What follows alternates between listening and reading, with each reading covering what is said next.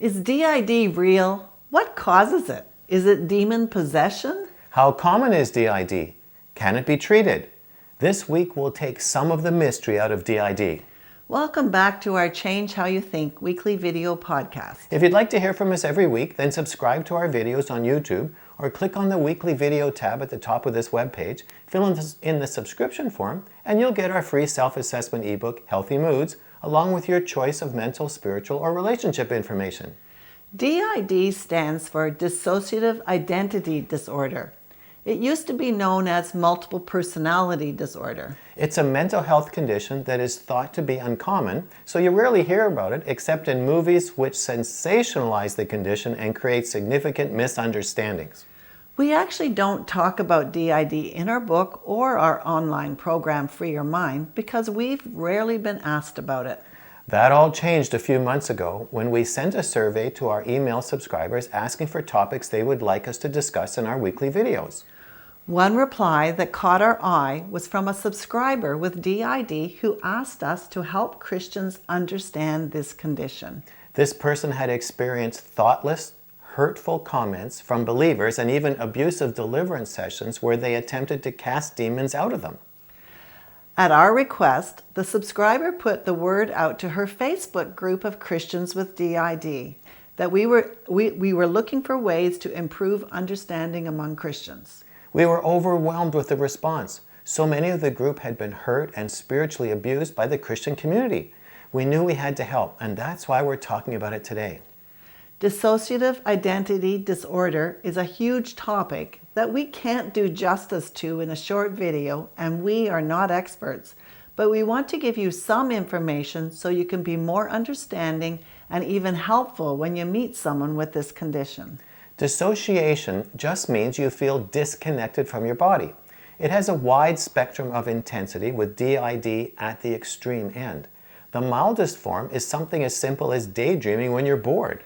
In a daydream, you can leave the situation in your mind and picture yourself somewhere else. Or, driving home, your mind is elsewhere and suddenly find yourself at home and you don't remember anything about the drive. I surprised myself how easy it was to dissociate one time years ago while I was actually speaking.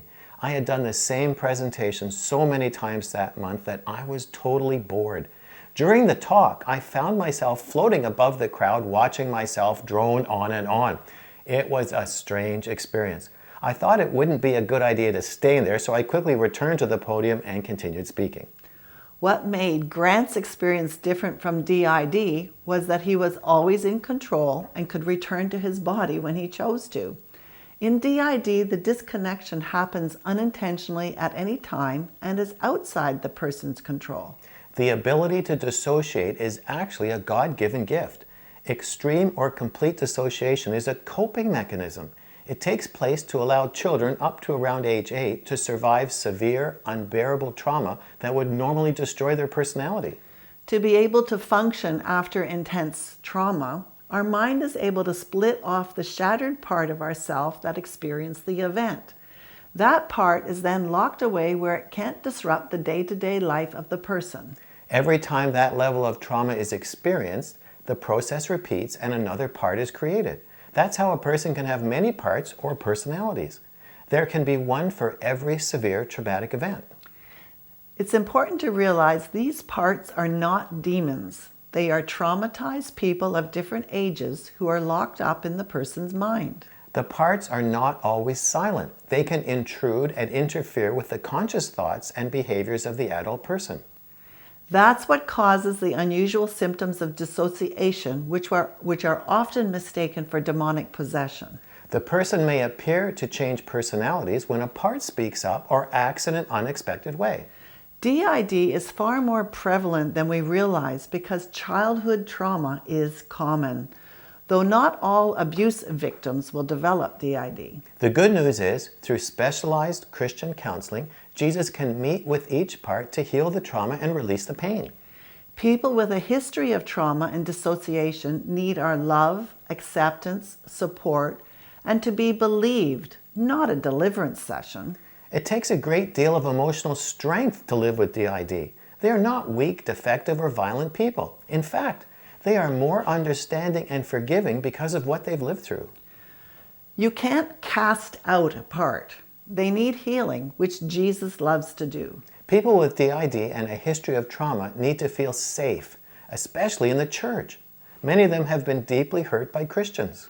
Here are 2 quotes from our survey that will help you understand how they are feeling and how we can help. If Christians could understand that sometimes there are lost, traumatized, parentless little children hidden inside of adult bodies, they could help greatly in the healing process. And then this one. I wish Christians understood that D.I.D does not make me less Christian than them. And when I'm struggling, it doesn't mean I lack faith or that I'm in sin or possessed. In particular, I wish the church could just realize how important they are to my ability to heal and be well, that they have possibly the most vital role in caring for the vulnerable and traumatized. So you see, there are so many hurting people in our families and churches. Ask God to show you who needs extra love and encouragement so you can be His hand extended to them. Below this video, we've included some links to resources that will help you better understand D.I.D.